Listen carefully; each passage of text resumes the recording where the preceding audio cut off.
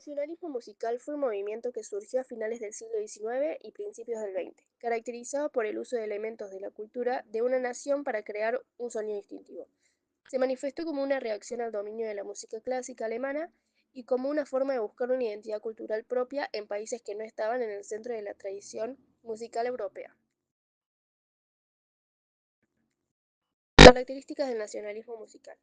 Este movimiento buscaba romper con las formas y armonías convencionales del romanticismo, incorporando en la música orquestal y operística una variedad de elementos locales como música folclórica, melodías y ritmos tradicionales de un país o región, historias y leyendas nacionales, creación de obras inspiradas en ritmos, personajes históricos y narraciones populares, danza y cantos populares, uso de estructuras rítmicas y melodías propias del folclore.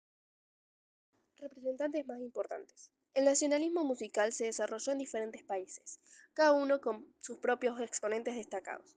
Entre los más importantes están Rusia, el llamado Grupo de los Cinco. Buscó crear una música puramente rusa, alejándose de la tradición occidental. Finlandia. Jean Sibelius, a través de obras como su poema sinfónico Finlandia, se convirtió en una voz importante en la lucha por la independencia de su país del dominio ruso. España. Compositores como Isaac Albéniz y Manuel de Falla incorporaron el flamenco y otros ritmos y melodías del folclore español. El post-romanticismo fue una etapa de la música que apareció después del romanticismo, entre fines del siglo XIX y comienzos del siglo XX. En esta época la música seguía siendo muy emocional, pero se volvía más compleja y profunda. Algunos de los músicos más importantes de este periodo fueron Gustav Mahler, que fue un compositor de Austria. Es famoso por hacer sinfonías muy largas y llenas de sentimientos. En sus obras habla de la vida, la muerte y las emociones humanas. Su música a veces parece contar historias sin palabras. Por otra parte estaba Richard Strauss, que fue un músico alemán que hizo obras para orquestas muy poderosas. También compuso óperas. Su música usaba muchos instrumentos y tenía sonidos fuertes e intensos. Por otra parte estaba Jean Sibelius, que era de Finlandia. Hacía música inspirada en la naturaleza y en su país. Sus obras son tranquilas, misteriosas y muy bonitas. Su pieza Finlandia es muy famosa y representa el orgullo por su nación. Los compositores del postromanticismo hicieron música muy emotiva, profunda y más complicada. Fueron un puente entre la música antigua y la música moderna, que vendría después. Sus obras siguen escuchándose hoy porque transmiten muchas emociones. Entre las características principales encontramos la atonalidad, que es la ausencia de un centro tonal o jerarquía entre las notas, lo que crea una sensación de tensión y desorden para el oído acostumbrado a la música tonal. Como una evolución de este concepto, Arnold Schoenberg desarrolló el dodecafonismo o música serial. Este sistema utiliza una serie de 12 notas de la escala cromática, donde ninguna puede repetirse hasta que todas las demás han sonado, garantizando la igualdad de todas las notas.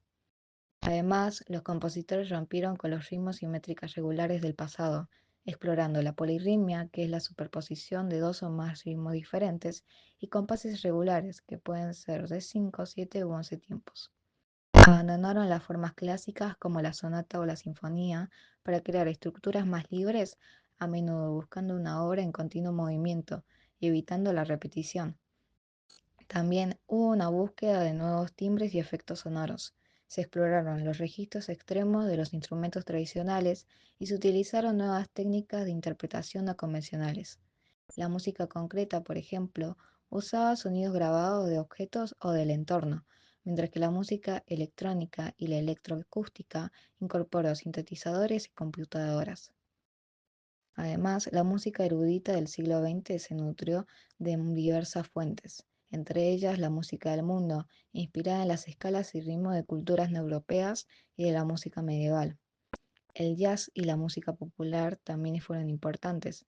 Había compositores como Igor Stravinsky y George Gershwin que incorporaron elementos del jazz como la improvisación y el ritmo sincopado. Por otro lado estaba el neoclasicismo.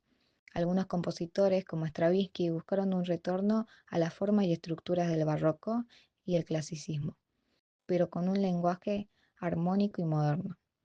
También surgieron nuevas formas y géneros, como la música aleatoria, el serialismo integral, el minimalismo y la música electrónica, cada una con sus propias características y técnicas compositivas. Técnicas de composición del siglo XX. Una época donde la música dio un giro enorme y rompió con muchas de las reglas clásicas.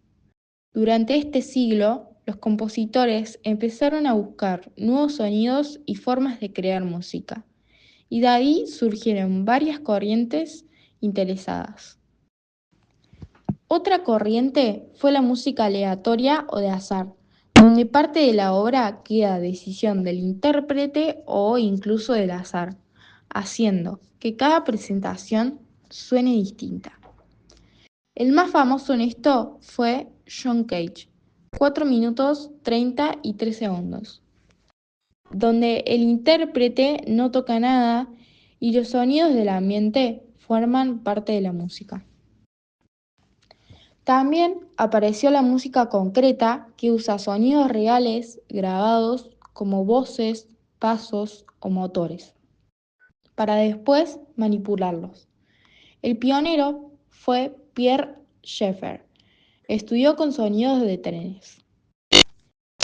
Y no podemos olvidar la música electrónica, que incorpora sintetizadores, computadoras y otros aparatos electrónicos. Un ejemplo es Carl Hayes, que mezcla la voz de un niño con sonidos electrónicos. A todo esto se lo engloba como música experimental, que básicamente es música que rompe las reglas tradicionales, busca nuevos sonidos, a veces también mezcla otras artes como el teatro o el arte visual, y sobre todo invita a explorar. El neoclasicismo es un movimiento cultural, artístico y literario que surgió en Europa a mediados del siglo XVIII, como una reacción contra los excesos del barroco y el rococó, y que se inspiró en Grecia y Roma, en donde se buscaba imitar los ideales de belleza, proporción, orden y armonía del arte clásico. Algunas de las características que tuvo son el racionalismo, en donde se valoraba la razón por encima de las emociones. Esto era un reflejo del pensamiento y de la ilustración. También está el didactismo, en donde las obras neoclásicas tenían una función moral y educativa, pretendían enseñar valores como la virtud, el deber, la justicia y la moderación.